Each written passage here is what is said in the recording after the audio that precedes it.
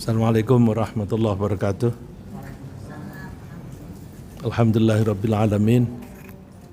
Wassalatu wassalamu ala asyrafil anbiya'i wal mursalin Sayyidina wa maulana Muhammad wa ala alihi wa sahbihi ajma'in. Teman-teman sekalian yang saya cintai, Alhamdulillah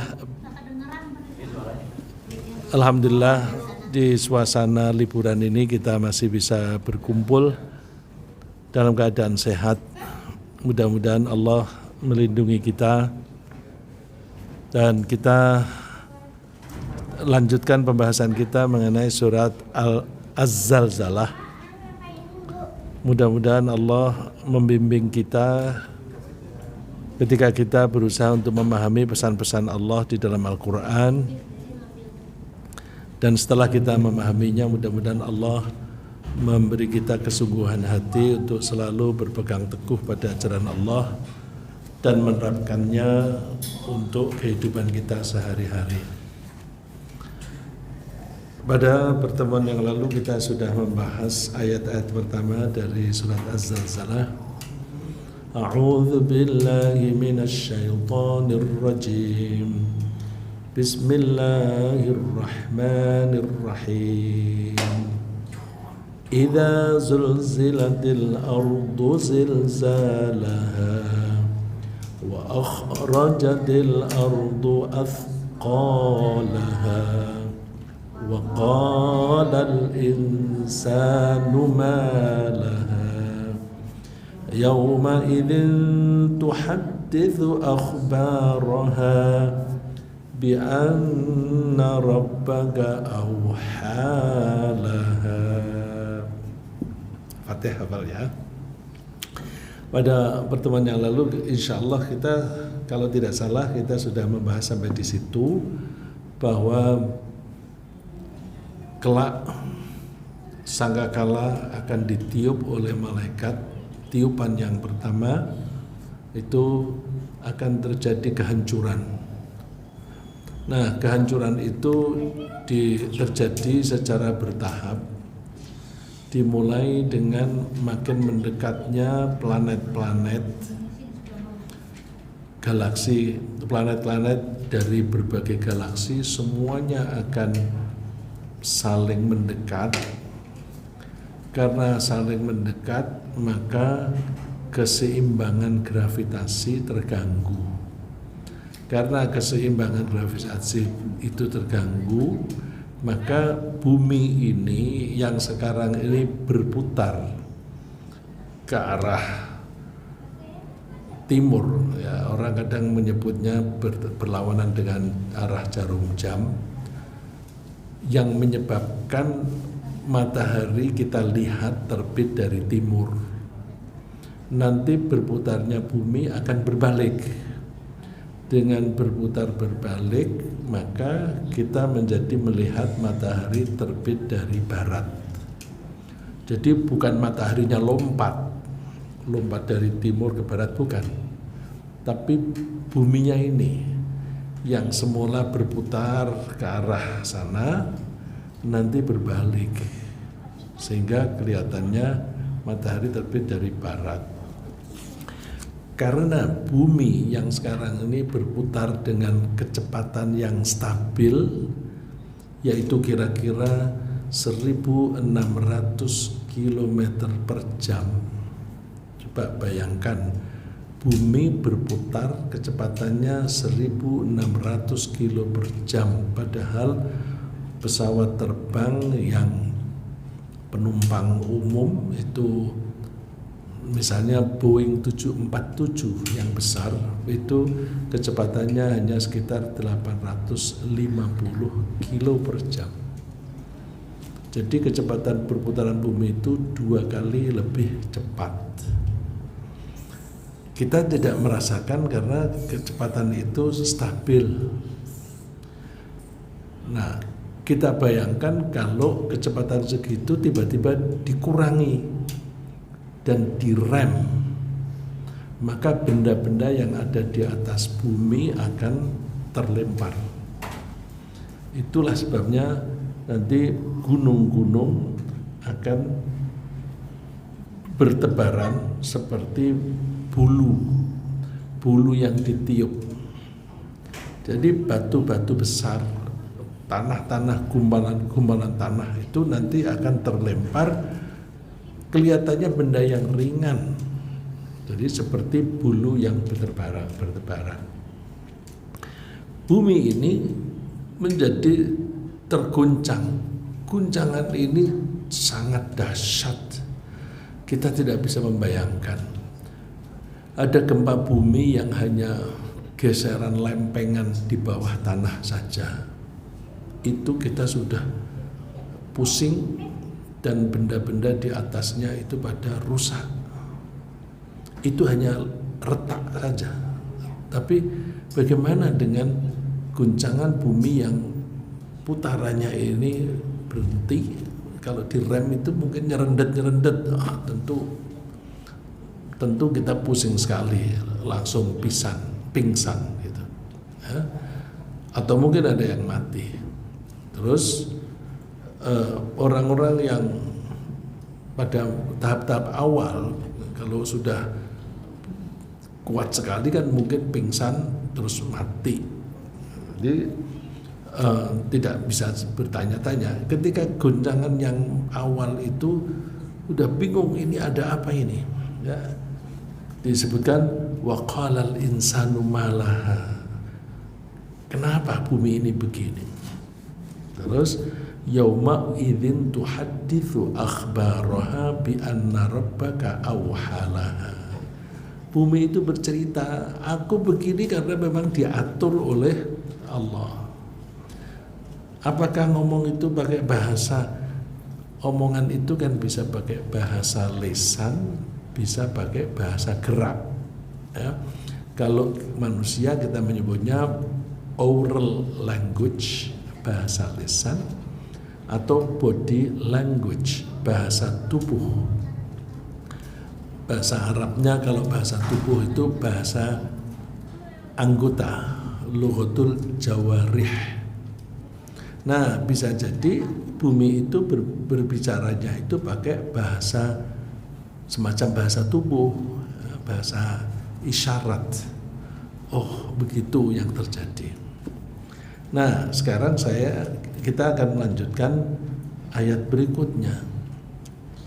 Yauma idzi yasdurun nasu ashtatan liyurau a'malahum.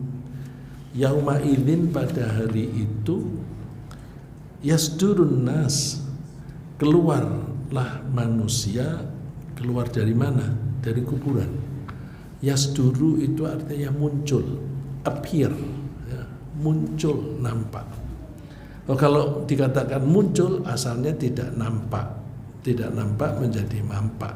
Nah, ini kejadiannya adalah setelah bumi tadi terguncang dan semua materi-materi yang ada di bumi itu terlempar itu berlanjut terus sampai gunung yang tinggi itu menjadi rata, masih berlanjut terus sampai bumi ini hilang, habis. Jadi bumi ini akan habis. Terus orang-orang yang ada di kuburan gimana? Orang-orang yang di kuburan dipindahkan oleh Allah otomatis. Kalau orang bilang otomatis, tentu yang memindahkan Allah, dipindahkan ke bumi lain. Jadi kita tidak merasakan tiba-tiba kita sudah dipindah ke bumi lain. Bumi yang mana? Bumi di alam akhirat. Nah, sekarang bumi kita itu bumi di alam dunia.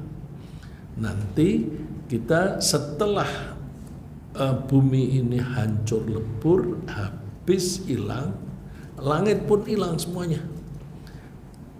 Artinya alam raya yang kita sebut alam dunia ini hilang. Terus kita akan dipindahkan ke alam yang lain. Ya. Sebagaimana kita ketahui, Allah menciptakan ada 7 alam. 7 alam yang masing-masing terdiri langit dan bumi. Jadi 7 alam itu yang satu yang kita tinggali sekarang ini nanti akan hancur. Tapi ada alam yang dibuat oleh Allah tidak akan hancur, yaitu yang disebut alam akhirat. Disebut nama akhirat. Akhirat itu artinya yang akhir. Disebut akhirat karena itu tempat kita tinggal di masa akhir kita. Sekarang ini masa yang pertama, besok masa yang akhir. Maka alam yang akhir disebut alam akhirat. Alam yang pertama ini disebut alam al-ula. Ya, kalau akhirat disebut al-akhirah, yang sekarang ini namanya al-ula. Ula itu artinya sama dengan awal. Ya, bedanya kalau awal itu untuk laki-laki, kalau ula itu untuk perempuan. Walal akhiratu khairul laka minal ula. Nama lain dari al-ula adalah ad-dunya. Nama lain dari al-ula adalah ad-dunya. Jadi nama ad-dunya sama dengan al-ula. Kenapa disebut dunia? Dunia itu artinya dekat. Kita mau mengambil apa-apa yang ada di sini dekat, gampang. Nah, kita melihat bintang masih bisa kita lihat. Selama masih kita bisa lihat itu dekat. Bandingkan dengan akhirat, sekarang kita nggak bisa melihat alam akhirat. Jadi tidak disebut dekat. Kalau alam dunia ini disebut dekat. Nah, dua nama ini lebih populer yang nama dunia. Karena lebih populer kita taunya alam dunia. Padahal namanya juga alam ula. Nah, jadi penamaan itu bisa dengan penamaan substansi. Misalnya begini, botol plastik. Substansinya plastik itu. Terus, tapi bisa juga periode, ya, periode awal, periode akhir. Dari mana kita tahu bahwa kita nanti akan dipindahkan ke bumi yang berbeda, yaitu buminya akhirat? Bisa kita lihat di surat Ibrahim, ya, surat 14 ayat 48. Surat 14 ayat 48. Yauma tubaddalul ardu ghairal ardi was samawati wa barazu lillahil wahidil qahhar. Yauma tubaddalul ardu, pada hari bumi diganti. Bumi diganti, artinya kita sekarang tinggal di sini, nanti diganti. Ghairal ardi, dengan bumi yang lain, yaitu bumi akhirat. Was samawatu, dan demikian juga langitnya. Kita nanti diganti tinggal di langit yang berbeda, yaitu ayat surat 14 ayat 48. Terus ketika kita dibangkitkan di sana, kita dikumpulkan di suatu tempat yang luas sekali. Karena kita nanti dikumpulkan di tempat yang luas itu, tempat itu disebut tempat berkumpul.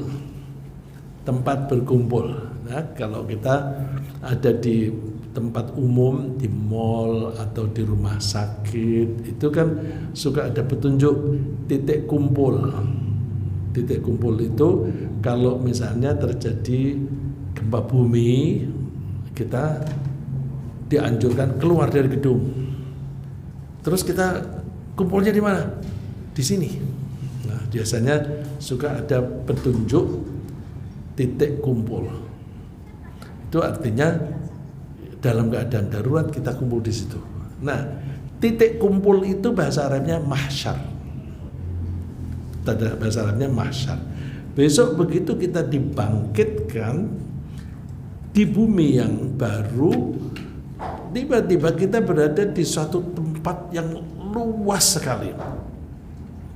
Karena semua orang yang pernah hidup di dunia, pernah hidup dan mati di dunia, mulai dari zaman Nabi Adam sampai besok hari terakhir, itu semua dibangkitkan semuanya, dihidupkan kembali. Berapa miliar itu? Mungkin sampai triliun, kita tidak tahu bumi ini sampai kapan umurnya. Sekarang saja itu sudah 8 miliar lebih sedikit, karena 8 miliarnya itu beberapa hari yang lalu. Kalau kita buka websitenya UN yang bagian population, itu ada hitungan itu hidup ya, tambah satu atau kadang dikurangi satu, karena ada yang lahir, ada yang mati. Nah itu kalau nggak salah 1 atau 2 bulan yang lalu itu sudah mencapai 8 miliar. Jadi sekarang 8 miliar lebih sedikit. Itu yang sekarang hidup semua. Kalau dihitung yang sudah mati, berapa itu? Banyak. Tapi semuanya itu akan tertampung di satu tempat yang luas. Misalnya saya gambarkan ini tempat yang luas, semuanya kumpul di sini, cukup. Seberapa luas itu? Berarti kan kira-kira lebih luas daripada bumi kita. Karena ini tempat berkumpulnya orang disebut mahsyar. Dan orang Indonesia menyebutnya karena tempat ini luas, lalu disebut padang mahsyar. Ya. Nah, di ayat yang kita baca tadi itu kan wa barzu lillahil wahidil qahar. Dan mereka itu kalau letter luck-nya tampak jelas. Barozu itu tampak jelas. Nah, tapi diterjemahkan di sini menghadap ke hadirat Allah. Ya, kalau arti letternya wa barozu, mereka tampak jelas di hadapan Allah yang maha satu dan maha maksa. Coba disebutnya Allah di ayat ini maha satu, maha maksa. Artinya apa? Gak ada orang yang bisa mencampuri urusan Allah. Kalau Allah udah itu hancur, terus semuanya dibangkitkan di lapangan ini. Satu-satunya yang mempunyai kekuasaan itu Allah. Tidak ada orang yang bisa menyaingi. Dan Allah itu memaksa nggak bisa orang mau lari. Ya. Mau lari kemana kamu? Nggak bisa.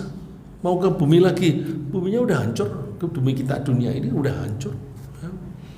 Sampai kalau misalnya orang itu misalnya sekarang aku nanti lari, nggak mau di situ,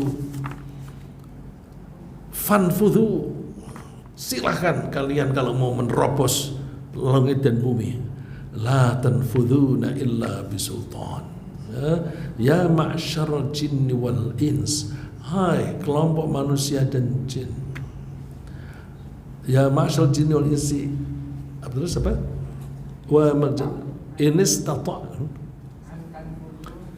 ya ma'syaral jinni wal insi inistata'tum an tanfudhu min aqtaris samawati wal ard. Di surat Ar-Rahman ya. Kalau kalian bisa menerobos langit dan bumi untuk melarikan diri, fanfudhu, silakan. La tanfudhuna illa bisultan. Kalian tidak bisa menerobos kecuali kalau punya otoritas. Sultan itu kekuasaan. Yang punya kekuasaan Allah. Kalau ada izin dari yang berkuasa, boleh, bisa. Nah, yang izin dari yang berkuasa kan namanya otoritas. Yang punya otoritas hanya Allah. Nah, yang bisa nerobos ke sana kemari hanya malaikat yang bertugas. Karena malaikat itu mendapatkan otoritas dari Allah. Nggak bisa. Terus mereka semuanya akan berkumpul di padang mahsyar. Nah, padang mahsyar itu posisinya berdekatan dengan surga dan neraka. Kira-kira surga ada di sisi sana, neraka ada di sisi sana. Kok bisa begitu? Iya, karena Allah menyebutnya bahwa wa uzlifatil jannatu lil muttaqin wa burrizatil jahimu lil ghawin. Wa uzlifatil jannah, didekatkanlah surga, lil muttaqin, bagi orang yang bertakwa, wa burrizatil jahimu lil ghawin. Orang-orang yang banyak durhaka dibuat jelas melihat neraka. Artinya kan dekat. Jadi otomatis nanti begitu kita dibangkitkan, penempatan ini sudah menunjukkan bahwa kita tuh calon surga apa calon neraka. Ya. Kalau di sebelah sana, alhamdulillah, kira-kira aku calon surga. Ya, dalilnya itu tadi, wa uzlifatil jannah, surga didekatkan lil muttaqin, bagi orang-orang yang bertakwa. Orang yang bertakwa bakal tinggal di situ. Terus wa burrizatil jahimu lil ghawin. Orang yang banyak durhaka itu dibuat jelas melihat neraka. Kita bisa bayangkan, ya bayangan kita mungkin tidak persis ya. Yang namanya bayangkan sesuatu yang kita belum pernah ke sana, kan bayangan kita nggak mungkin persis.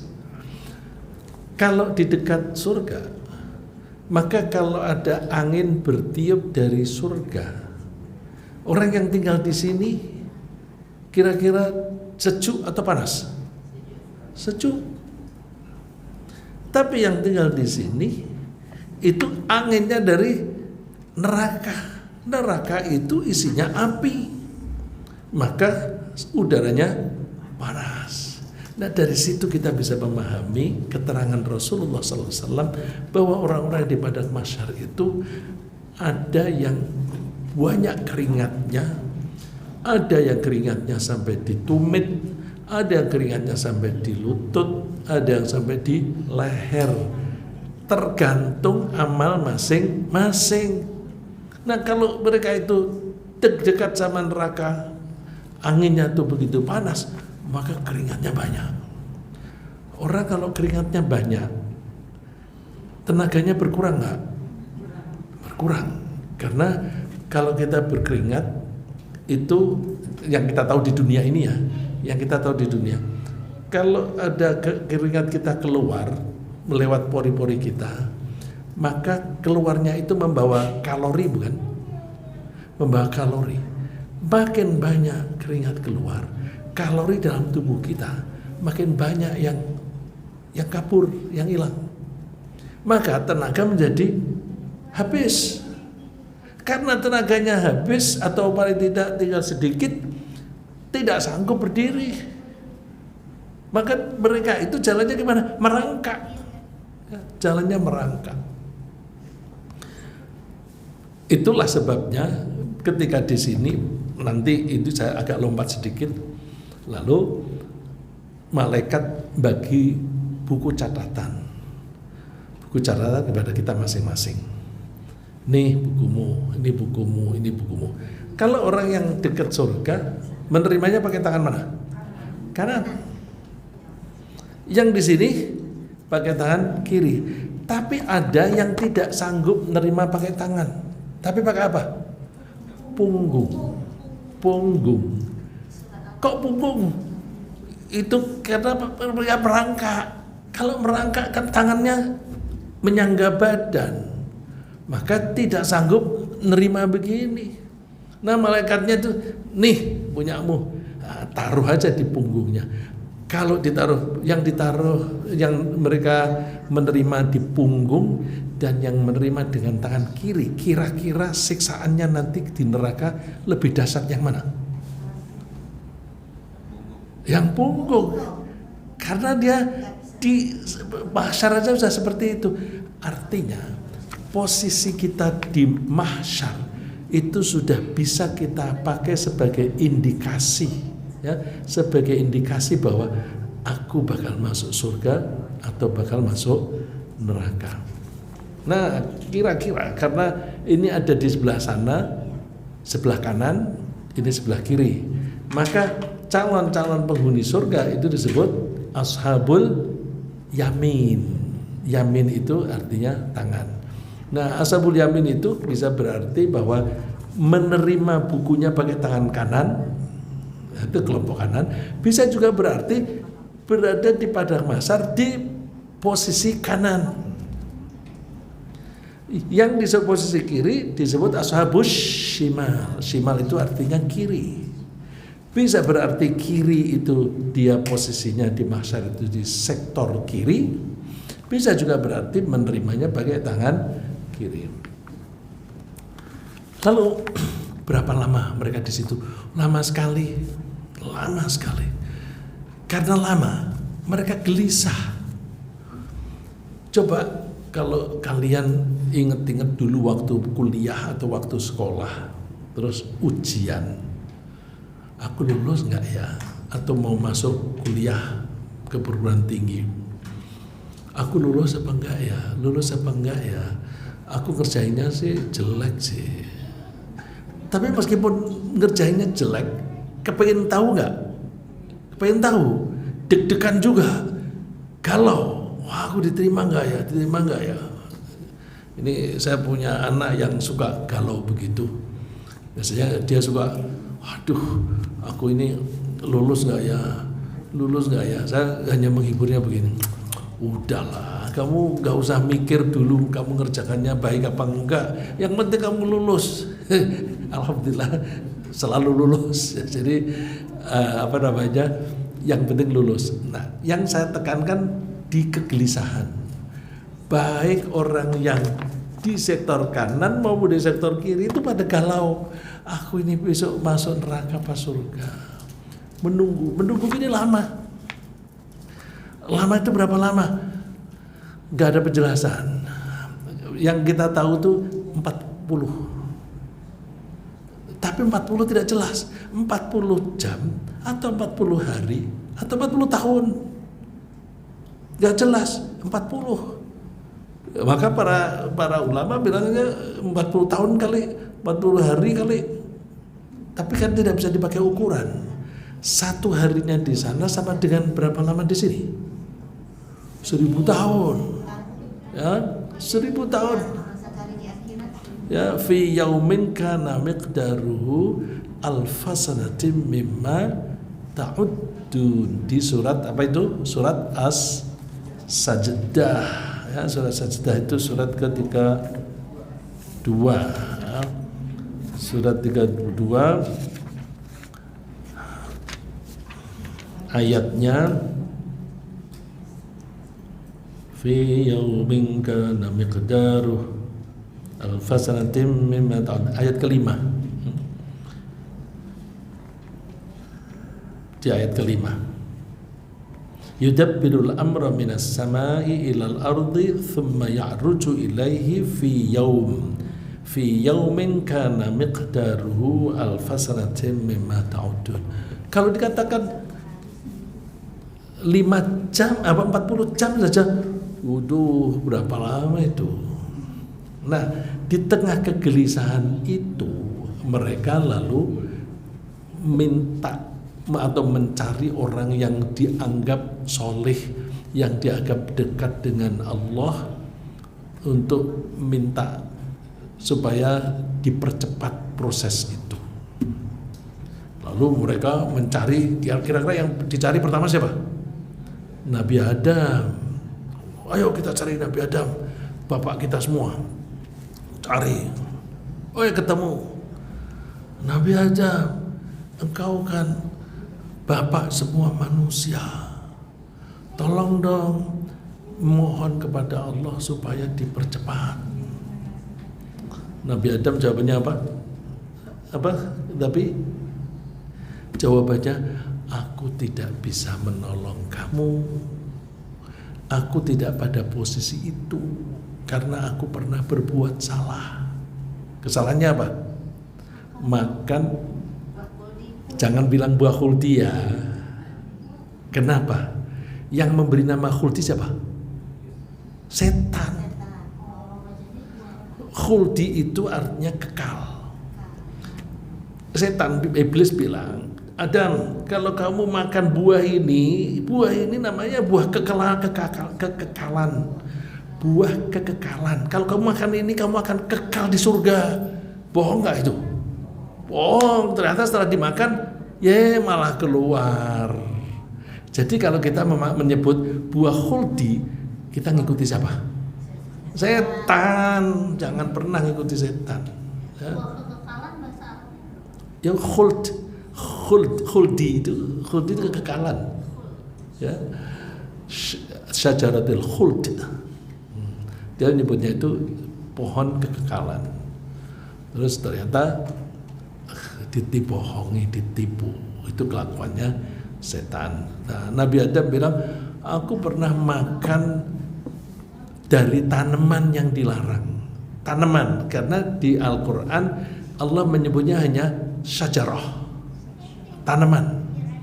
Allah tidak menyebut daunnya atau buahnya, nggak disebut. Ya, kalau kita lihat di dunia ini, kalau kita makan bayam, yang kita makan apanya? Daun dan tangkainya, ya kan? Kalau kita makan mangga, buahnya. Kalau kita makan melinjo, apanya? Buahnya. Bisa kita goreng jadi emping, bisa juga daunnya yang masih muda, namanya daun apa? Daun melinjo atau so, ya, atau so. Nah, apakah yang dimakan itu daunnya atau buahnya? Allah tidak bilang. Maka ya udah, kita nyebutnya Nabi Adam merasa telah bersalah makan dari satu tanaman yang dilarang oleh Allah. Tidak usah menyebut buah khuldi. Ya. Ini penting ya.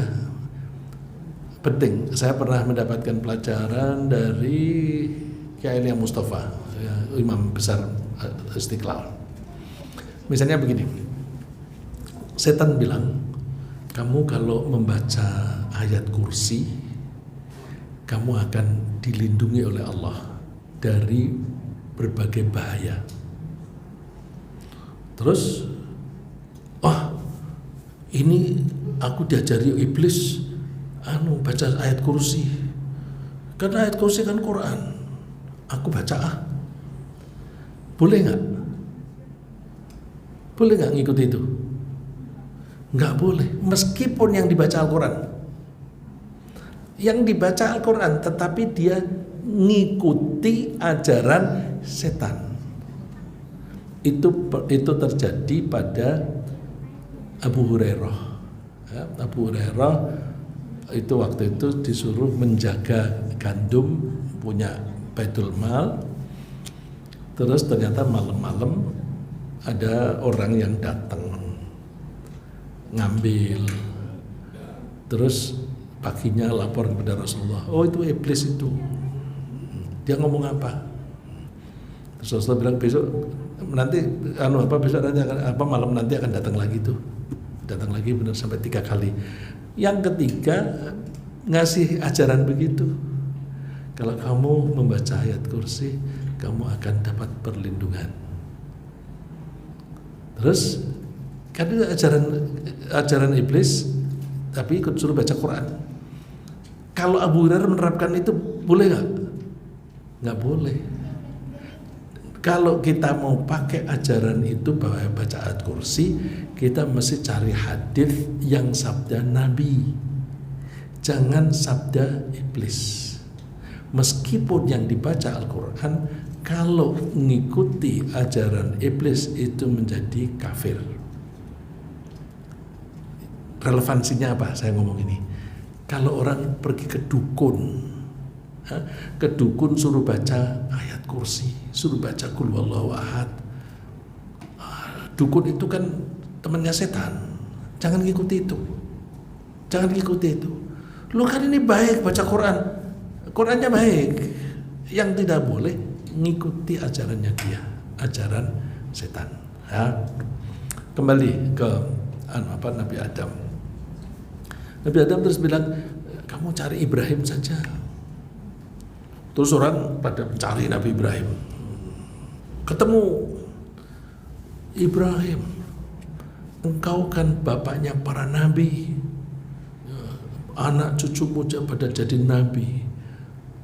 Minta tolong dong, kamu berdoa mohon kepada Allah supaya dipercepat proses hisab. Namanya hisab atau mizan? Namanya hisab atau mizan?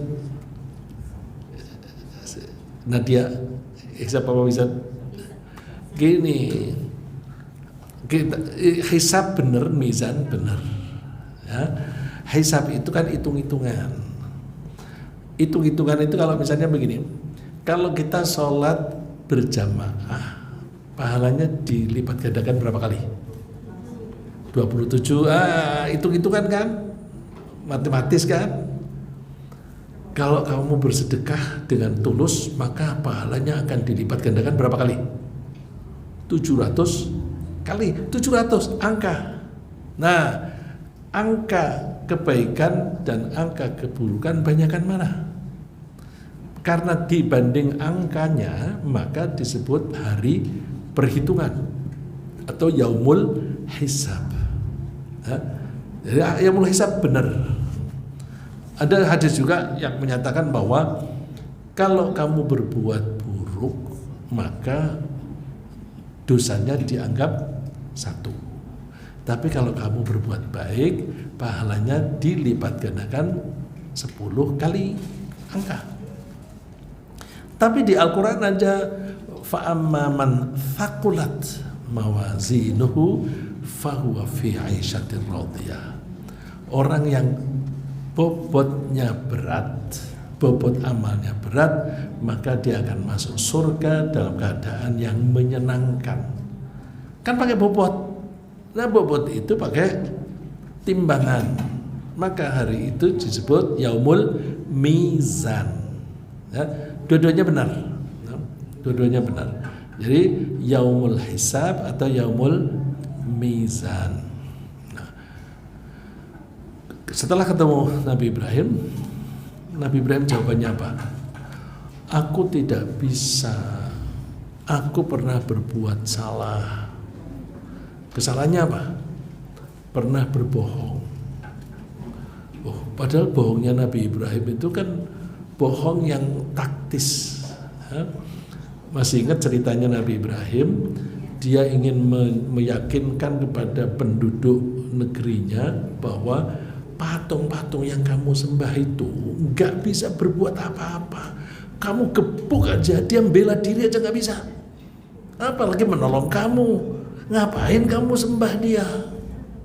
Terus orang-orang masih pada bandel aja. Terus awas, aku akan membuat cara yang kamu akan membuktikan bahwa patung-patung yang kamu sembah itu tidak bisa apa-apa. Terus dia hancurkan, dia pergi ke kuil, semua dihancurkan kecuali satu yang besar. Katanya, "A'anta fa'alta hadza bi alihatina ya Ibrahim?" Apakah kamu yang melakukan ini, hai Ibrahim? Dia bilang, "Bal falah kabiruhum hadza." Yang paling gede itu lihat, kapaknya kan dia yang bawa. Nah, tanya aja. Tanya. Mereka bingung. Tanya nggak jawab. Mereka bilang, Ibrahim kamu kan tahu dia nggak bisa ngomong. Dia ngomong aja nggak bisa, kok kamu sembah? Kenapa kamu menyembah sesuatu yang tidak bisa memberi manfaat kepada kamu? Nah, itu. Tapi meskipun maksudnya baik, itu dianggap bohong. Nabi Ibrahim pernah bohong berapa kali? 1 kali, yang itu ada 1 kali lagi. Suatu saat Nabi Ibrahim itu melewati suatu daerah yang di bawah kekuasaan raja. Rajanya suka wanita cantik. Pokoknya kalau ada wanita cantik harus menjadi istrinya dia, jadi selirnya dia. Nah, pokoknya ada cantik, Nah, istrinya Nabi Ibrahim itu cantik sekali, Sarah. Ya. Nabi Ibrahim itu asalnya dari mana tuh? Dari Babylon. Babylon itu sekarang daerah Irak. Irak, Iran itu orangnya kulitnya apa tuh? Putih apa coklat? Putih. Ya, itu yang disebut bangsa Arya. Arya itu dari situ. Ya. Kulitnya putih. Jadi, tapi putihnya bukan putih merah. Ya. Jadi kalau putih itu kan cantik sekali kan. Nah, ketika melewati daerah situ, Nabi Ibrahim menyembunyikan istrinya, ditaruh di tempat barang. Jadi orang zaman dulu kalau pergi kan pakai unta, terus ada keranjang gitu kan, tempat barang. Kamu sembunyi di situ, terus ditutupi gitu. Ketahuan tentaranya kerajaan bongkar. Ini wanita cantik ini, harus laporkan ke raja. Ketika ketemu raja, Nabi Ibrahim ditanya, ini siapa ini? Saudaraku. Tidak bilang istriku. Bohong nggak itu? Kenapa? Istrinya pun setelah itu protes. Yang terjadi itu kan lalu Nabi Ibrahim dipersilahkan menunggu di luar, si istrinya masuk. Nah, ketika masuk, rajanya itu kepengen pegang-pegang, mau pegang begini, dihentikan oleh Allah. Dia nggak bisa maju, nggak bisa mundur, nggak bisa ditarik. Jadi, aduh, kok nggak bisa bergerak nih? Terus dia, tolong dong, ini bolehkan. Nabi Ibrahim meskipun di luar ada dinding, ada pembatas, tapi dibuat oleh Allah bisa melihat. Terus dia mendoakan, ya Allah, kembalikan kemampuan dia, tangannya itu. Nah, terus dia bisa lagi. Nyoba lagi sampai 3 kali, terus baru kapok dia. Ya udah, dilepas terus dikasih hadiahnya wanita sebagai orang yang membantu Ibu Sarah supaya tidak terlalu capek, yaitu Ibu Hajar. Terus Bu Sarah bertanya kepada Nabi Ibrahim, kok kamu bilangnya saudaraku sih? Kok kamu nggak bilang istriku? Iya, kamu kan saudaraku, sesama orang mukmin. Kita semuanya ini kan bersaudara. Ya, innamal mu'minuna ikhwah. Sesungguhnya orang-orang mukmin itu semuanya bersaudara. Jadi sebenarnya bohong nggak dia? Enggak, karena ini saudara seiman.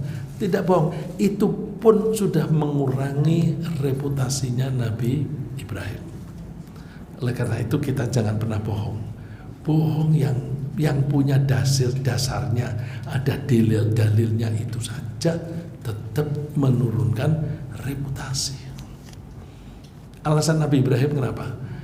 Kalau aku bilang kamu istriku, raja itu akan membunuh aku.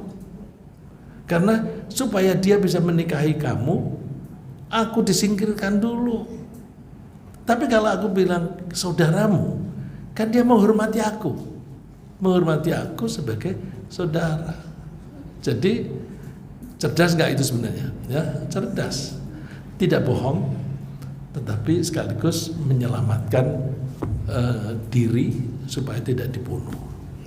Nah, gara-gara itu Nabi Ibrahim tidak bisa memberi pertolongan. Pertolongan di saat itu namanya apa? Istilahnya syafaat. Ya, syafaat itu pertolongan. Terus Nabi Ibrahim bilang, ke Musa saja. Mereka mencari Nabi Musa. Ketemu Nabi Musa. Terus Nabi Musa bilang, aku nggak bisa. Aku pernah berbuat salah. pernah membunuh orang. Padahal pembunuhnya sengaja nggak itu? Tidak, mukul pakai tangan biasa kok bisa meninggal. Itu kan dia tidak bermaksud membunuh, tapi mati. Itu pun dianggap menurunkan reputasinya. Kamu pergi ke Isa saja. Lalu orang-orang pada mencari Nabi Isa. Nabi Isa juga bilang, aku nggak bisa, ke Muhammad saja.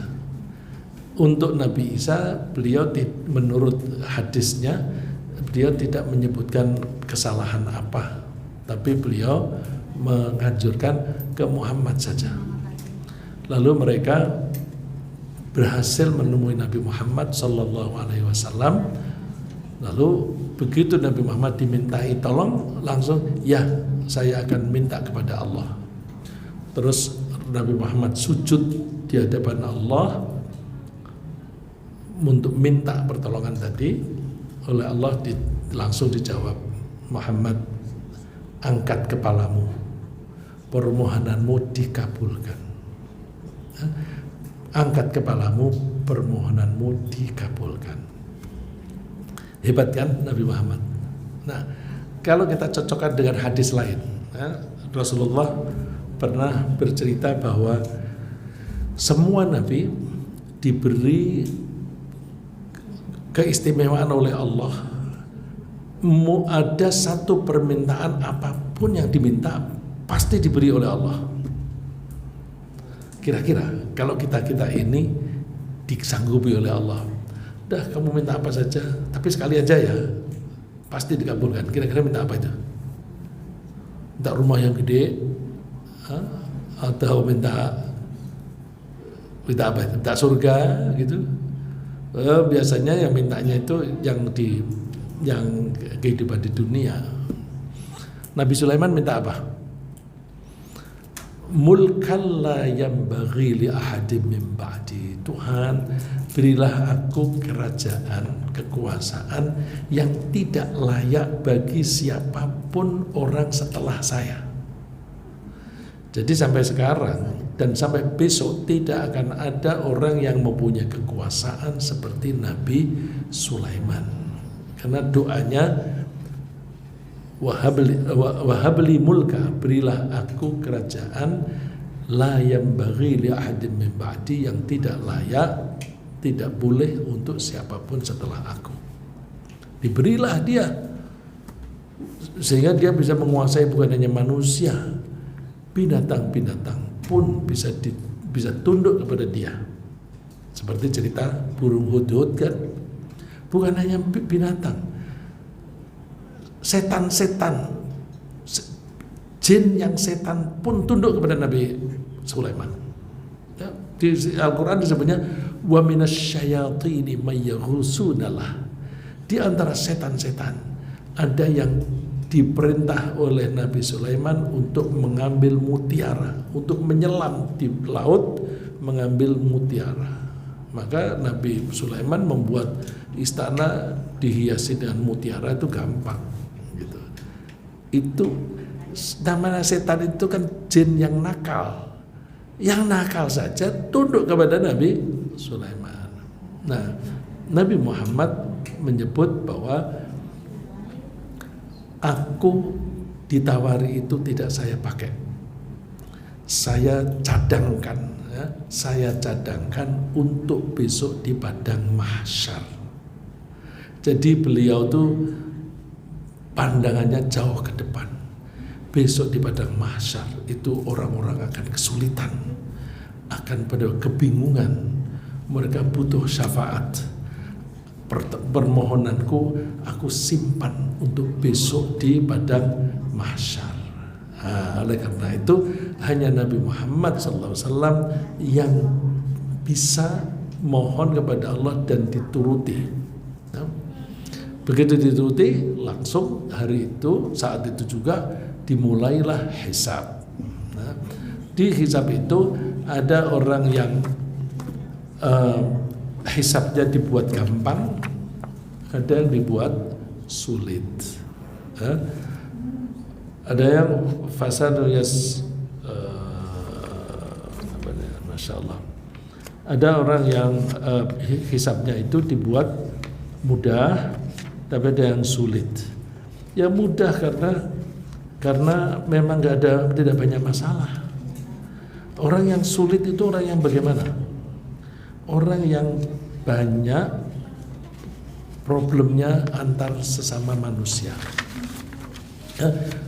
Perhitungan yang mudah untuk orang-orang yang soleh bisa dilihat di surat Al-Insyiqaq, Idzas sama'un syaqqat, surat 84 ayat 7, 8 dan 9. Fa amma man utiya kitabahu biyaminih, adapun orang yang diberikan kitabnya dengan tangan kanannya. Tadi sudah kita sebut tangan kanan.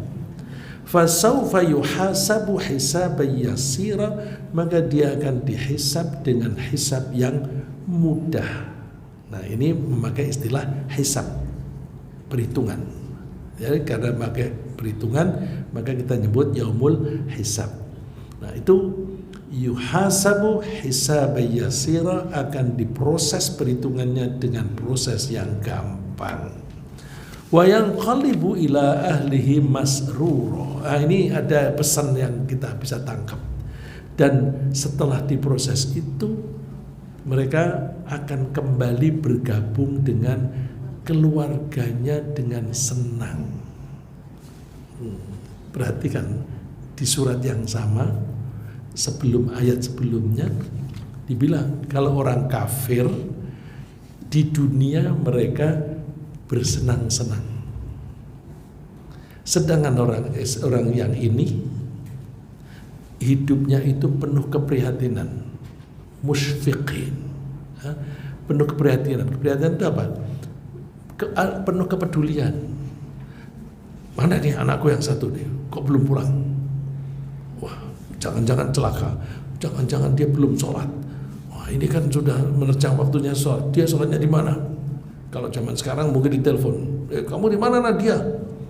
Oh, di sini mah. Terus sholatmu gimana? Oh, udah kok, aku udah sholat di musola misalnya begitu. Nah, itu berarti ada kepedulian antar keluarga. Bisa mama kepada anak, bisa anak kepada mama, bisa saudara dengan saudara. Itu ciri khasnya orang yang dihisab dengan gampang. Itu hidupnya dengan keprihatinan, prihatin atau kepedulian satu dengan yang lain. Ada nggak keluarga yang tidak peduli satu dengan yang lain?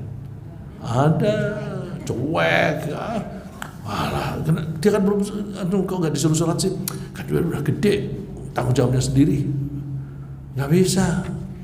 Nyuruh sholat itu harus kita tekun.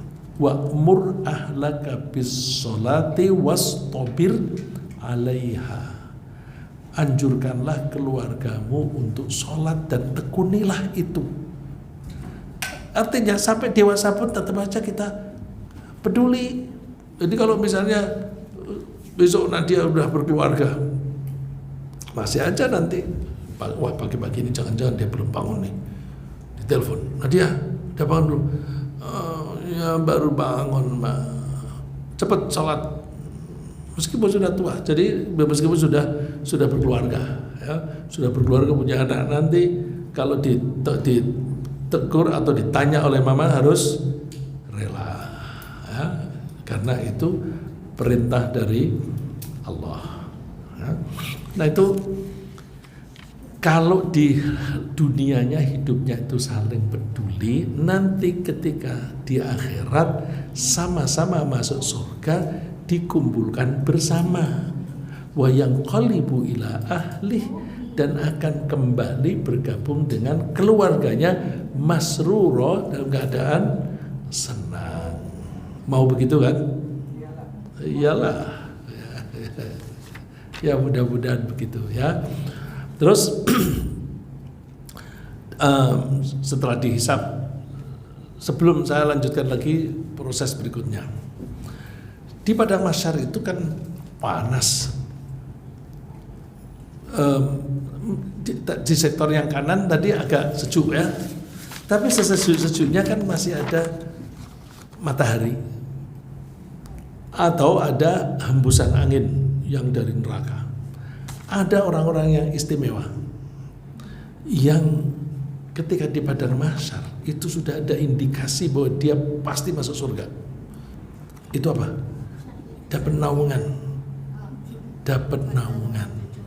Ada 7 kelompok atau golongan orang yang bakal mendapatkan naungan di padang mahsyar. Saat itu tidak ada yang punya naungan. Misalnya, aku nanti bawa payung. Siapa yang bikin payung? Enggak ada pabrik payung.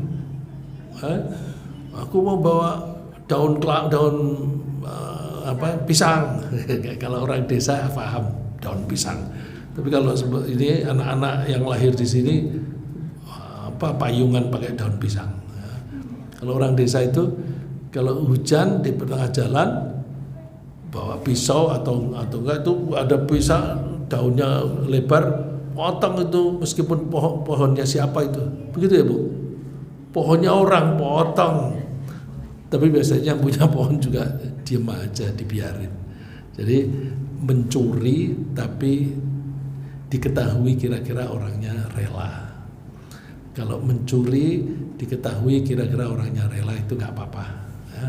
Tapi kalau ya diketahui tidak rela ya itu jangan. Ya. Jangan pernah apa? Untuk barang-barang kecil seperti itu.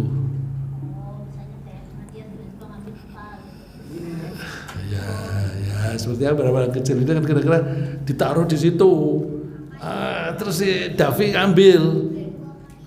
Kok ngambil sih? Kan punya aku. Tapi kamu taruh situ, kalau Davi ngambil kira-kira kamu marah nggak? Enggak. Nah ini namanya ulima ridho'uh. Diketahui dia pasti ridho, yang punya pasti ridho. Kalau diketahui bahwa yang punya pasti ridho nggak apa-apa. Kalau di kantor tempat kerja itu suka-suka ya, itu kan suka di meja masing-masing itu ada kacang, ada permen. Terus ada orang si Helva nggak minta ya, Helvanya nggak ada. Tapi terus Helva minta ya, boleh kok gitu, boleh kok. Terus dimakan, enak aja. Tapi ketika Helva datang, Helva aku ngambil permen 1 ya, ambil aja. Ya, itu namanya ulima ridho. Yang seperti itu nggak apa-apa. Ya. Perlu ya ternyata ya. Terus ada 7 kelompok yang bisa mendapatkan naungan. Oh itu udah indikasi bahwa itu insya Allah pasti masuk surga. Antara lain siapa? Imam yang adil. Daftar yang disebut oleh Nabi Muhammad yang pertama itu imam yang adil. Imam yang adil, imam itu apa? Imam itu artinya seseorang yang menjadi rujukan. Kalau mau berbuat apa-apa, rujukannya kepada imam. Apa? Ya, misalnya ayah. Boleh nggak aku makan ini? Boleh nggak aku melakukan ini dan sebagainya? Itu rujukannya kepada orang ini. Nah, itu namanya imam. Maka kitab pertanggungjawaban itu juga disebut imam. Lafi imamim mubin. Lafi imamim mubin di surat Yasin. Imam di situ artinya buku induk. Karena nasib seseorang selamat atau tidak rujukannya ke buku ini. Nah, ketika sholat, imam itu juga tempat rujukan. Aku sudah boleh rukuk belum? Oh, imamnya belum rukuk, enggak boleh. Jadi rujukannya ke situ. Kalau sudah mengerti bahwa namanya imam itu seperti itu, maka imam itu tidak harus menjadi presiden. Kalau nomor 1 adalah imam yang adil. Imam yang adil itu siapa? Presiden atau raja? Wah, jumlahnya banyak apa sedikit? Coba cari di dunia ini imam mana yang adil. Jarang. Paling kita bisa nyebut Abu Bakar, Umar, Utsman, Ali. Habis itu siapa? Nggak ada. Mungkin habis itu yang ada tuh siapa? Umar bin Abdul Aziz. Raja-raja setelah Ali itu nggak ada yang adil. Umar bin Abdul Aziz itu ketika jadi raja, dia itu membuat koreksi itu sampai dibenci oleh saudaranya sendiri. Karena apa? Dia bilang pada saudara-saudaranya, saudara-saudaraku, tanah yang kalian ambil dari rakyat kembalikan. Jadi penguasa mengambil tanahnya rakyat itu dari dulu sudah ada. Sekarang ada nggak? Ada nggak kira-kira? Banyak. Ada tuh, dulu pernah ada seorang pejabat tinggi sekali di Indonesia minta aset negara dibalik nama dengan nama dia. Terus yang disuruh balik nama nggak mau itu kan punya negara, dipecat dia. Dipecat. Nah, orangnya cerita, aku dipecat gara-gara aku disuruh balik nama, aku nggak mau. Tapi yang ganti juga tidak sampai ya mungkin nanti aku suruh juga tidak akan mau lagi gitu. Nah, jadi terjadi di negara kita itu seperti itu terjadi. Itu kan saya kebetulan diceritain aja oleh orang yang bersangkutan. Tapi orang yang nggak ngerti kan, kenapa dia diganti? Oh kali dia punya kesalahan kali, dia korupsi kali. Orang menduga-duga. Padahal orang yang dipecat ini tidak pernah korupsi, orangnya bersih sekali. Ya. Orangnya bersih dari segi keuangan ya. Dan dia itu meskipun pejabat tinggi nggak kaya. Nah, itu kezaliman itu semacam itu biasa terjadi. Maka kalau namanya imam adil itu artinya hanya kepala negara, maka jumlahnya hanya sedikit sekali. Nah, saya mencoba, tapi benar apa tidak wallahu alam, bahwa namanya imam adil adalah pemimpin. Ada hadis yang menyebutkan setiap kalian masing-masing adalah pengelola. Hadisnya bunyinya kullukum ra'in wa kullukum mas'ulun an ra'iyatih. Masing-masing kalian adalah penggembala. Tapi seringkali terjemahannya diartikan pemimpin ya. Masing-masing kalian adalah penggembala. Terus diartikan pemimpin. Nah, kalau saya cenderung ra'in itu manajer, orang yang mengelola. Wa kullukum mas'ulun an ra'iyatih, dan masing-masing kalian akan diminta bagaimana cara dia menggembala atau cara dia memimpin atau cara dia memanage. Nah, contoh yang diberikan oleh Rasulullah SAW, kalau dia menjadi imamnya manusia, ya semacam negara, jadi khalifah atau presiden atau raja, maka dia akan ditanya kepemimpinannya atas rakyatnya. Suami itu juga seorang ra'in, penggembala atau pemimpin atau manajer. Oh, kalau kita kiaskan begitu, berarti imam adil ini bisa dimiliki atau bisa diperoleh oleh orang-orang yang tidak menjabat jadi presiden. Nah, kalau kita kepingin masuk di situ, cek aku ini pemimpin apa. Kalau misalnya pemimpin sekolah, jadi kepala sekolah, laksanakanlah kepemimpinan itu dengan cara yang adil. Kalau memimpin negara, laksanakanlah keadilan, ya, lakukan semua pengelolaan negara dengan cara yang adil. Kira-kira di Indonesia ini pernah ada nggak pemimpin yang adil? Presiden yang adil pernah ada? Kalian yang jawab ya, bukan saya. Ya. Nah itu mudah-mudahan kalau kita menjadi kepala rumah tangga, misalnya, aku mau adil. Ya, misalnya anaknya 3, terhadap 3 anak ini harus adil. Ya, tidak boleh yang satu dianak emaskan, yang satu dianak tirikan. Nah, itu berarti tidak adil. Terhadap istri juga begitu. Apalagi kalau istrinya lebih dari 1, maka harus diperlakukan secara adil. Punya istri 2, 3, 4 baik apa jelek sih? Oh, tergantung. Oh, ada hadisnya. Orang yang mempunyai istri 2 terus begini dia masuk surga. Kok istrinya 2? Konteks saat itu zaman Nabi kan wanita umumnya tidak bekerja, lapangan kerja sedikit sekali. Kalau toh wanita itu kerja biasanya kerja yang bukan di kantoran, bukan di organisasi, tapi misalnya menyamak kulit. Salah satu istri Rasulullah SAW itu kerjaannya menyamak kulit. Itu berarti wanita kerja boleh, ya. Nah, tapi jarang wanita yang bekerja begitu.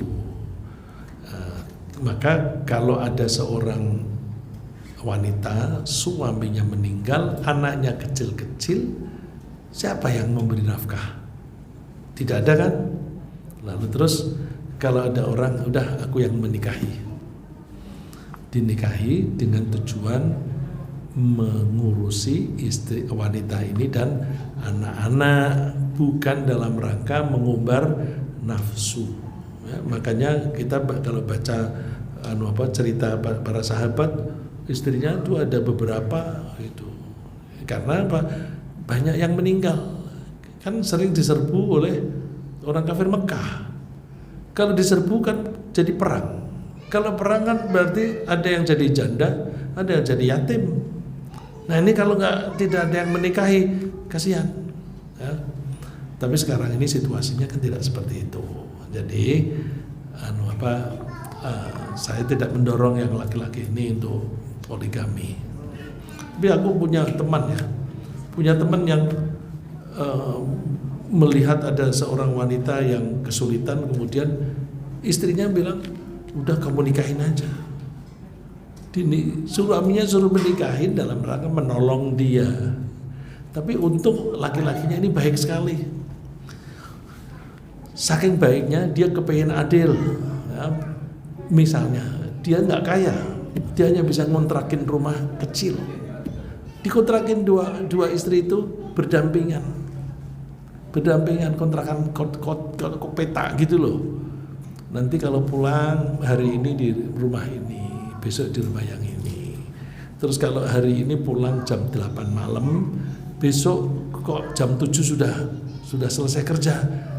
Dia tunggu dulu di masjid, nunggu jam 8. Aku kan kemarin pulang di situ jam 8. Aku nanti pulangnya di sini jam 8 biar adil. Nanti kalau gendong ini 1 jam, terus 1 jam gendong anak capek mas. Iya, salahmu sendiri kamu. Tapi ya mudah-mudahan itu pahala untuk dia. Ya, jarang orang begitu. Nah itu kalau bisa adil semacam itu, mudah-mudahan besok mendapatkan naungan. Ya. Jadi keadilan ini mudah-mudahan bisa diperluas pengertiannya, bahwa pemimpin apapun itu kalau bisa melaksanakan dengan adil, maka dia akan mendapatkan naungan. Contoh yang lain di antara 7 itu, anak pemuda, ya di situ istilahnya asyab, pemuda yang tumbuh dengan beribadah. Nah, kalau kita yang sudah terlanjur tua ini nggak tahu ini dulunya gimana. Yang ada kesempatan ya ini anak-anak kecil ini si Fatih, Nadia, siapa ya? Nabila, terus itu siapa yang lari-lari itu? Nah, itu kita usahakan tumbuhnya itu dalam beribadah. Tentu kita melatih, ya, seperti yang terjadi anak 3 ini sering diajak ke pengajian, diajak ke masjid begitu, ya. Itu mudah-mudahan nanti tumbuhnya dengan ibadah. Terus yang ketiga, orang yang hatinya bergantung pada masjid. Gimana itu?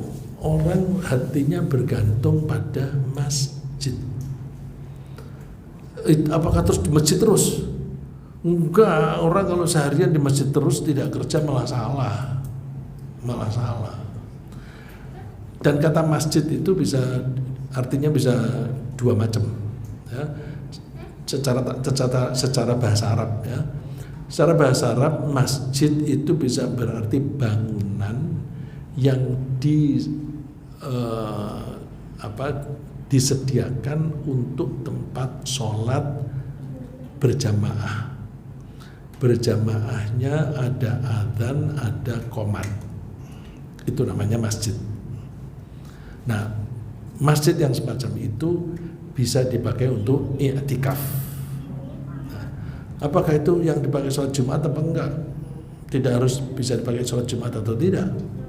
Yang kita menyebut musola itu masjid, ya, musola itu masjid. Kita aja bedakan, kalau tidak dipakai untuk sholat Jumat kita sebut musola, tapi itu masjid. Jadi arti masjid yang pertama adalah bangunan yang memang disediakan untuk sholat berjamaah disertai adzan dan qomat. Tapi masjid secara tata bahasa bisa berarti tempat sujud, ya. Masjid itu isim apa? Isim makan. Sajadah yasjudu, sujud. Masjidun, tempat sujud. Nah, tempat sujud itu bisa sajadah, bisa nggak? Bisa. Saya di Mesir tanya pas di airport gitu, flightnya habis sholat subuh persis, jadi berangkat dari rumah itu sebelum subuh. Sampai di situ setelah check in segala, nunggu ke pesawat, saya tanya anak situ, di mana masjid? Ainal masjid? Syuaya, sebentar, lari dia. Kamu nggak usah nunjukin aku, kamu nggak usah mengantar aku, kamu tunjukin aja, aku berjalan kemana. Sebentar, kembali dia bawa tikar di masjid itu. Oh iya, ini berarti masjid itu secara tata bahasa itu isim mustaq, ya, namanya isim mustaq. Kalau bangunan itu isim jamid. Udah belajar jamid dan mustaq belum? Lupa. Ya saya tanya dia karena dia kuliahnya bahasa Arab. Apa? Isim alat juga sama. Jadi kalau saya tanya itu bilangnya lupa. Saya tanya dia karena dia kuliahnya bahasa Arab tuh. Tapi dia bilangnya bahasa Arabnya UI sama IAIN beda, sama UIN beda. Jadi ngeles dia. Nanti kalau di UIN tanya bahasa Arab itu apa aja? Kuliah di UIN dan di pesantren itu beda gitu. Ya memang belajar bahasa Arab itu tidak gampang. Karena satu kata itu bisa berubah menjadi 100 atau lebih gitu. Satu kata itu dengan perubahan, ya. Sajadah jadi masjid, jadi sajid, jadi sujud, jadi misalnya meminta sujud ya ada. Kalau kata-kata yang lain itu nasoro, istansoro, minta pertolongan, itu nasoro yang suruh dan seterusnya. Ya, kembali ke itu tadi masjid. Jadi kalau orang yang pikirannya bergantung pada masjid, itu hidupnya itu jadwalnya diatur, yang penting nomor 1 tuh sholatnya dulu. Misalnya ini yang berdagang itu lebih gampang. Atau di kantor itu ada yang gampang, ada yang tidak, tergantung kantornya. Ya. Misalnya dagang pergi ke Tamrin City, biasanya jam berapa sampai jam berapa. Terus pikirannya itu ini udah jam 11, aku mau ke Tamrin City. Sholatnya di mana? Nah, sudah ada rencana. Oh, di sana ada musola. Musolanya di lantai berapa? Supaya nanti gampang, sebelum berangkat wudhu dulu. Wudhu dulu. Ini berarti pikirannya sudah ke tempat sujud. Pikirannya itu di sholat. Wudhu dulu. Terus, wah aku belum wudhu. Ya udah, ini ada air keran. Enggak enak, nanti ini make upku rusak. Berarti tidak mikiri sholat itu. Tidak mikiri sholat. Kalau mau pakai make up, wudhu dulu baru pakai make up. Nah, kalau batal, dia lebih sayang ke make upnya atau sayang sholatnya? Kalau dia masih sayang make upnya, nggak akan dapat naungan. Nggak akan dapat naungan di sana. Nanti orang yang dapat naungan itu pikirannya sholat. Jadwal hidupnya nomor 1 sholatnya di mana, kapan, dan bagaimana caranya. Itu selalu pikirannya begitu. Nah, kalau kita bisa pikiran kita selalu di sholat, maka mudah-mudahan kita termasuk salah satu yang mendapatkan naungan. Dan naungan ini kan enak. Di padang mahsyar yang panas begitu bagi banyak orang, kita adem di situ. Dan sekaligus begitu adem di situ, itu kan seperti di VIP room.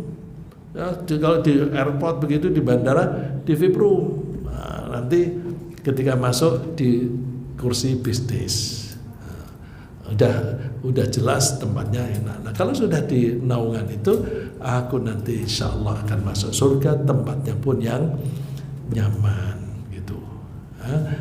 Jadi kalau yang ini, kita yang sudah terlanjur tua ini punya kesempatan nggak? Ada kesempatan nggak? Ada. Kalau yang tadi anak-anak yang tumbuh dengan ibadah, kita sudah terlanjur, nggak bisa. Tapi masih ada kesempatan yang seperti ini, ya. Dan seterusnya. Tapi sekarang sudah hampir jam 3. Bagaimana kalau saya memberi kesempatan untuk tanya jawab dulu? Siapa tahu ada yang ingin bertanya. Begitu, Helva? Ada yang bertanya?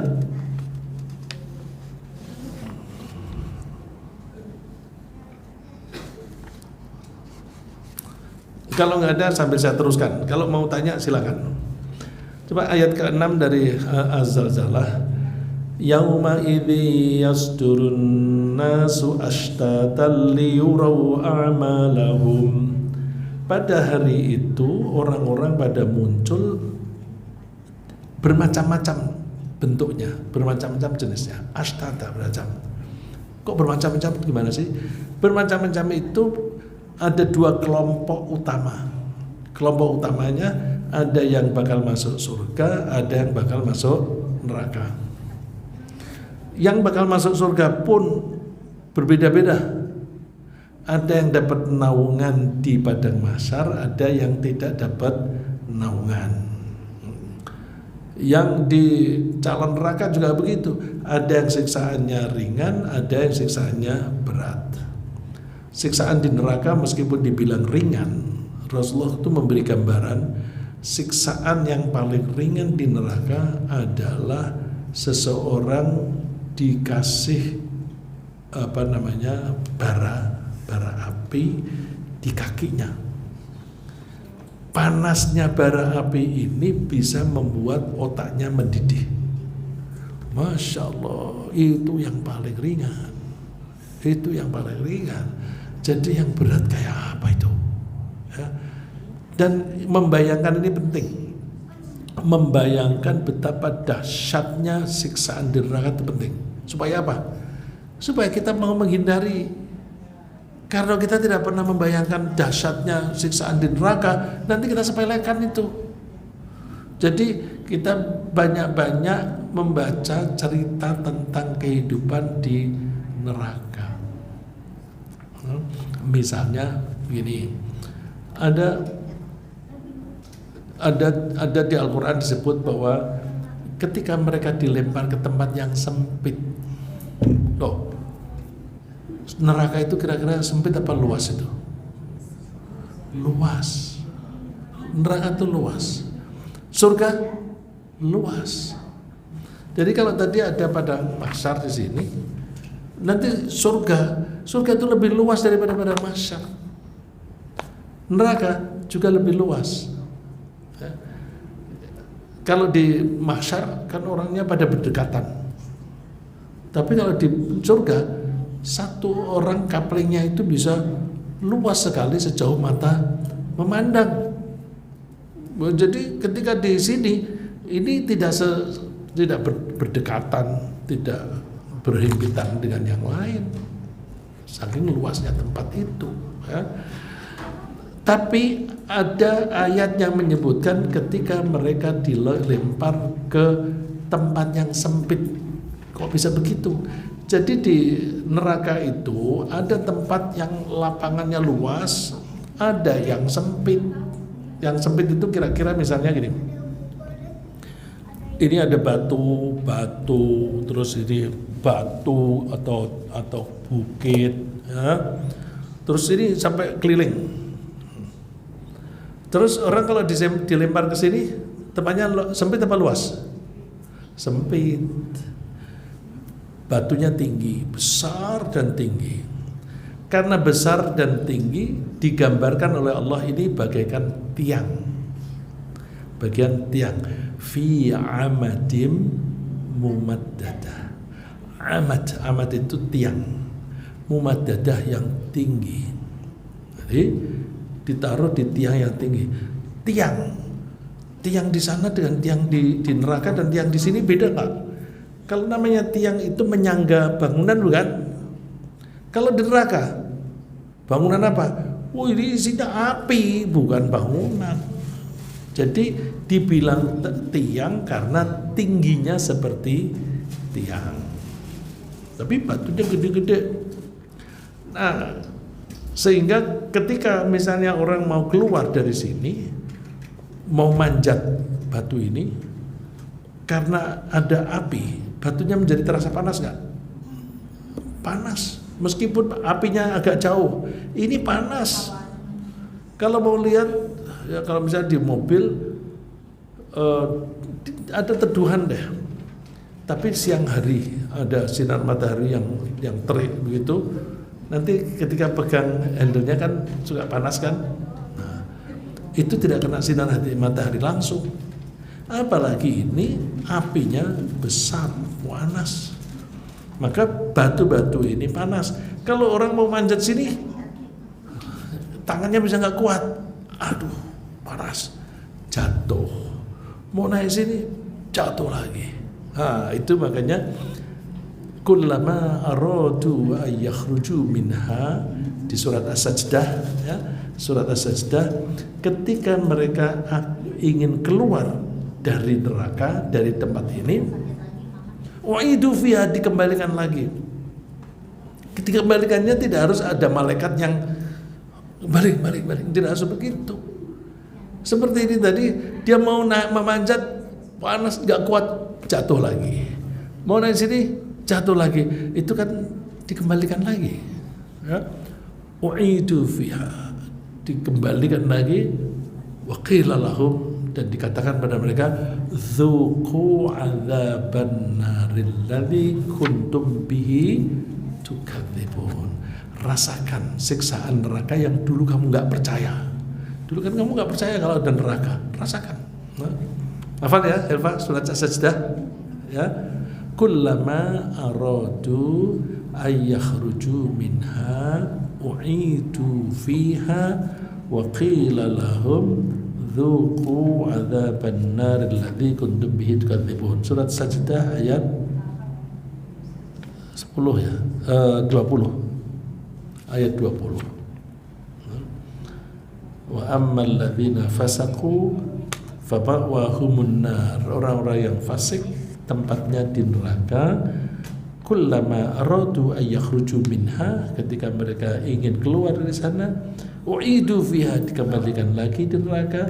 Wa qila lahum, dan dikatakan kepada mereka, dzuqu adzaban nar, rasakanlah siksaan api neraka, alladzi kuntum bihi tukadzibun, yang dulu kamu tidak percaya. Ya, sampai di sini. Ada lagi pertanyaan? Tidak ada pertanyaan karena sudah jelas atau tidak minat bertanya. Kalau ada, saya teruskan ayat berikutnya, Az-Zalzalah. Ya. Ayat berikutnya 7 dan 8. Faman ya'mal mithqala dzarratin khairan yarah wa man ya'mal mithqala dzarratin syarran yarah. Maka siapa yang beramal seberat butir zarrah,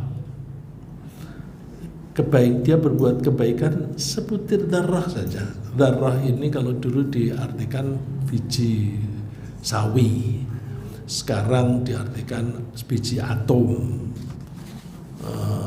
Terus kalau ditemukan unit yang lebih kecil, yang lebih kecil lagi. Pokoknya sekecil apapun dia akan melihat, dia akan menyaksikan sendiri hasilnya. Wa may ya'mal mithqala dzarratin syarran yarah, dan siapa yang berbuat seberat dzarrah suatu keburukan, maka dia akan juga melihat hasilnya. Jadi tidak ada yang kelewat. Tidak ada kelewat karena Allah itu Maha mengetahui, Maha mendengar. Allah mengetahui tidak pakai mata. Kalau Allah Allah melihat pakai mata, kira-kira bisa dibohongin nggak? Matanya melihat kemana? Ke sana, terus dia berada di belakang, nanti nggak bisa lihat. Ya. Jadi Allah melihat tidak pakai mata. Mata itu makhluk bukan? Mata itu makhluk kan? Bikinan Allah kan? Allah tidak mungkin sama dengan ciptaannya. Terus, nah ketika Allah mendengar juga tidak pakai telinga, tapi Allah mendengar. Nah digambarkan oleh Allah, mendengarnya Allah itu, pikiran kita kalau berkecamuk, ngomong sendiri, berdebat sendiri, aku enaknya jadi umroh nggak ya Ramadan ini? Kalau aku umroh, aku berarti harus kehilangan 30 juta lebih. Aku pengen menggunakan uang ini untuk nambahi tukar tambah mobil. Itu berkecamuknya di sini Allah tahu. Digambarkan oleh Allah di surat Qaf. Surat Qaf itu surat 50 ayat 16. Walaqad khalaqnal insana wa na'lamu ma tuwaswisu bihi nafsuh. Sungguh kami telah menciptakan manusia dan kami mengetahui apa yang dia bisikkan pada diri sendiri. Berbisik pada diri sendiri itu kan berkecamuknya pikiran. Ya. Jadi belum kita omongin Allah itu sudah tahu. Itulah sebabnya orang niat baik atau buruk itu Allah tahu. Niat itu kan bisikan di pikiran atau di hati, itu Allah tahu. Terus Allah memberikan ilustrasi, wa nahnu aqrabu ilaihi min hablil warid. Kami lebih dekat kepada orang itu dibanding dengan urat leher. Itu ilustrasi aja. Urat leher itu bagian dari kita, tapi Allah itu lebih dekat. Karena lebih dekat, kita melihat urat leher kita sendiri aja nggak bisa. Siapa yang bisa melihat urat lehernya sendiri? Nggak bisa. Tapi Allah bisa melihat. Ya. Jadi Allah itu bisa melihat sendiri, bisa mengetahui sendiri tanpa dibantu. Tapi Allah masih menyuruh malaikat untuk membuat catatan, untuk membuat record. Misalnya di surat Qaf juga, ya, surat Qaf ayat berikutnya 17 dan 18. Idh yatalaqqal mutalaqqiyani 'anil yamini wa 'anil shimali qa'id. Ma yalfidhu min qawlin illa ladaihi raqibun 'atid. Ketika dua malaikat itu bertemu di seseorang, ada yang di kiri, ada yang di kanan. Dia dekat memonitor terus. Tidak ada ucapan atau perbuatan apapun yang dilakukan oleh orang itu kecuali ada malaikat yang tugasnya raqib dan atid. Raqib itu artinya mengintai, selalu memonitor. Atid hadir. Jadi selalu ada malaikat yang hadir dan memonitor perilaku kita dan pikiran kita. Kok begitu? Allah kan sudah bisa melihat sendiri, kok masih menugasi malaikat? Begini, manusia itu kan suka ngeles, ya, suka ngeles. Iya Tuhan, dulu kan aku begini, ya, itu terus datangkan saksi. Malaikat, apa yang kamu lihat waktu itu? Ini catatan kami begini, ya, catatan kami begini. Itu pun masih ngeles lagi, ya. Seperti di surat Al-Qiyamah itu disebutkan kullu nafsin, setiap orang itu ala nafsihi basirah, melihat perilakunya sendiri, walau alqa ma'adzirah, meskipun dia mengemukakan alasan-alasan. Di surat Al-Qiyamah itu ayat surat 75 ayatnya 14-15. Balil insanu ala nafsihi basirah. Manusia itu melihat kelakuannya sendiri karena bukan hanya tulisan, tapi rekamannya ada. Oh iya, aku dulu berbuat salah. Walau alqa ma'adzirah, meskipun dia mengemukakan alasan-alasan, excuse. Ya, ma'adzirah itu uzur itu excuse. Excuse-nya macam-macam. Excuse kan ada yang bilang, iya kan aku dulu pegawai biasa, saya takut dipecat. Ya, tapi kan kamu bisa juga pindah ke perusahaan lain. Kenapa kamu nggak keluar aja dari perusahaan itu? Jadi alasan-alasan itu tidak bisa diterima kalau tidak betul-betul terpaksa. Kalau terpaksa misalnya diancam mau dibunuh, nah itu baru. Tapi kalau alasannya kerja di perusahaan takut dipecat, nah bisa, tidak diterima. Karena perusahaan tempat bekerja itu banyak, ya. Maka kalau tidak bisa melaksanakan ibadah ketika bekerja di situ, pilihannya banyak, ya. Kata-kata yang disebut di Al-Quran, bukankah bumi itu luas? Alam takun ardullahi wasi'ah. Bukankah buminya Allah itu luas? Fatuhajiru fiha, sehingga kamu bisa hijrah, ya. Bukankah perusahaan itu banyak sehingga kamu bisa hijrah atau pindah?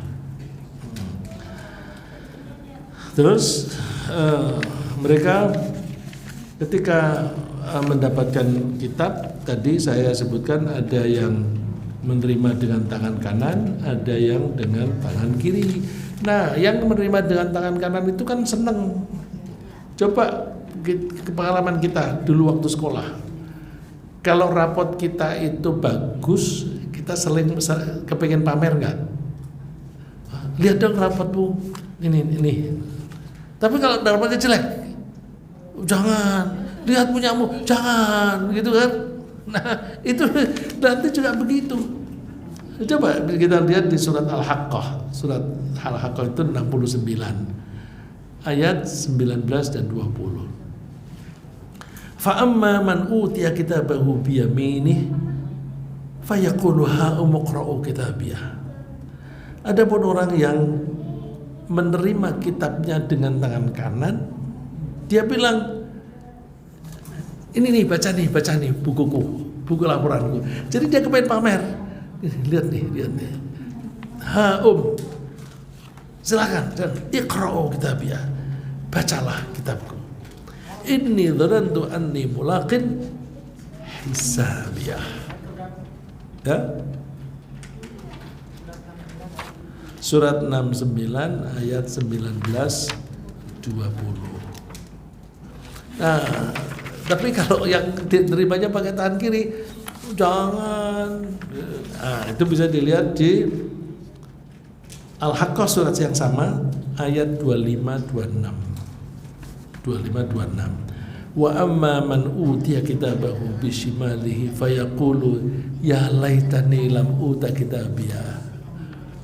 Yang menerima dengan tangan kiri, seandainya aku menerima kitab. Dia sembunyiin, mana kitabmu? Nggak ada. Seandainya aku diberi kitab, aku kasih. Jadi diumpetin. Ya. Walam adri ma hisabi, aku nggak tahu hisab itu kayak apa. Ya laitaha kanatil qadiyah ma aghna anni maliyah halaka anni sultaniyah. Dulu aku tidak taat karena aku merasa sudah kecukupan, tapi hartaku sekarang sirna, kekuasaanku juga hilang. Jadi orang-orang yang sekarang ini sok kuasa nanti kecelek. Orang yang sombong karena kekayaan itu sombong itu banyak, nggak suka bergaul aja kalau tidak sama-sama kaya, nggak mau. Jadi duduknya udah milih deket sama yang sama-sama kaya, sama orang yang miskin nggak mau. Karena apa? Khawatir nanti diutangin atau nggak enak lah gitu ya. Suka begitu nggak Ibu? Ya, jadi jangan ada kesombongan. Ini kalau orang yang tenggang rasa, justru aku punya harta cukup banyak yang aku harus membayar zakat. Zakatku aku kasih kepada siapa? Mencari orang yang layak menerima zakat itu seringkali sulit. Tapi kalau kita berteman, kita tahu, oh orang ini miskin, cuma dia tidak mau mengemis. Justru zakat kita lebih baik kita berikan kepada orang yang miskin tapi tidak pernah minta. Jadi kalau ada orang minta-minta untuk apa? Seringkali orang minta-minta yang di perapatan itu untuk kekayaan. Rasulullah mengatakan bahwa orang yang minta-minta untuk memperbanyak pemilikan, memperbanyak harta itu sama dengan minta bara api. Jadi berarti minta-minta itu haram nggak? Nggak boleh kan? Kalau minta-minta itu haram, memberinya haram nggak? Haram juga. Jadi kalau sama orang-orang di perapatan nggak usah dikasih. Tapi kalau teman, apalagi teman ngaji, dia kayaknya kesulitan itu. Cuma dia nggak pernah ngomong aja. Terus kasih, ini untuk kamu dan sebagainya. Ya tapi tentu ada orang yang terus dikit-dikit mengeluh, wah aku butuh ini. Kalau seperti itu nggak usah digubris. Ya, justru yang dikasih orang-orang yang tidak minta-minta itu lebih baik. Terus tinggal 3 menit nih. Ada pertanyaan? Kalau malaikat tuh mencatat berarti dalam kata-kata segala perilaku kita. Tapi kalau yang misalnya ada tersirat, misalnya kita mau buat tidak bagus gitu tebak, tapi bagus tersirat, malaikat kan nggak catat, cuma Allah aja yang tahu ya. Begini, kalau hanya angan-angan itu terlintas begitu saja nggak dosa. Tapi kalau sudah masuk ke niat, itu sudah mulai dosa. Ya. Jadi pekerjaan pikiran itu bertahap. Contoh yang bagus itu, mohon maaf, contoh yang bagus itu laki-laki melihat wanita cantik, itu contoh yang bagus sekali. Kenapa bagus? Kalau saya melihat ini berlama-lama dosa nggak? Enggak kan? Tapi kalau ada wanita cantik siapapun, terus saya melihatnya kalau berlama-lama dosa nggak? Dosa kan? Nah, jadi kalau kita melihat wanita cantik itu hanya sepintas tidak dosa, tapi kalau berlama-lama dosa. Itu yang saya sebut contoh bagus. Ya. Bandingkan dengan ini, saya kalau melihat sebentar yang nggak dosa, berlama-lama juga tidak dosa. Maka saya mohon maaf kalau saya ngambil contohnya itu laki-laki melihat wanita lain. Kalau misalnya saya lagi duduk di sini, terus ada orang buka pintu, masuk wanita, cantik tuh. Terus habis itu saya nggak lihat lagi. Kira-kira di pikiran saya, di memori saya masih terbayang nggak kecantikan orang itu? Masih. Dosa nggak saya? Tidak. Karena saya tidak bisa mengendalikan pikiran saya. Saya hilangin gambaran dia cantik itu, nggak ada buang, nggak bisa buang. Maka itu tidak dosa. Tapi kalau kemudian siapa itu ya? Terus saya melihat berlama-lama, aduh cantik benar. Terus saya aku kepingin ngobrol sama dia. Kepingin ngobrol kan menjadi berlama-lama dengan dia. Ngobrolnya itu dosa. Karena ngobrolnya bukan membicarakan yang penting, tapi hanya saya ingin menikmati memandang dia. Lalu saya punya keinginan, aku mau mendekati dia, mau ngobrol. Baru pikiran, itu sudah dosa belum? Sudah dosa belum? Aku mau ngobrol sama dia. Kebetulan duduk di situ atau duduknya bersama Helva. Aku pura-pura deketin Helva supaya bisa deket sama dia. Terus niat sudah dosa belum? Hitungannya gini, niat aku kepingin ngobrol sama dia itu bisa dikendalikan nggak? Bisa saya hindari nggak? Menghindari niat itu bisa nggak? Bisa. Kalau kita bisa memilih, bisa menghindari, maka itu mulai dosa. Itu mulai dosa. Bahasa Arabnya ikhtiari. Kita bisa memilih melakukan itu atau tidak. Bahasa Inggrisnya voluntary. Kalau kita bisa mengendalikan mau melakukan atau tidak, atau mau niat atau tidak, itu berarti sudah bisa kita kendalikan. Kalau kita bisa mengendalikan, kita harus bertanggung jawab. Kalau bertanggung jawab, maka sudah mulai dosa. Loh, kan belum dilakukan. Nanti dulu. Kalau kemudian saya lakukan, maka saya dosa lagi. Cuma dosanya ketika saya lakukan karena mendekati dia, duduk di dekat Helva. Kemudian saya mendekati Helva karena supaya bisa dekat dia, punya alasan untuk ngobrol sama dia. Nah itu ketika saya lakukan itu dosa lagi. Cuma dosanya ketika saya jalani lebih besar dibanding dengan ketika saya tidak. Saya hanya di pikiran. Sudah asar belum? 1 menit lagi. Bandingkan kalau kemudian saya batalkan, nggak jadi, aku takut kepada Allah. Ketika saya membatalkan itu dapat pahala nggak? Dapat. Nah, besarnya pahala membatalkan dan besarnya dosa berniat tadi itu besaran pahala. Karena besaran pahala maka bisa tertutup, diampuni. Saya kira sementara begitu karena ini sudah waktunya asar.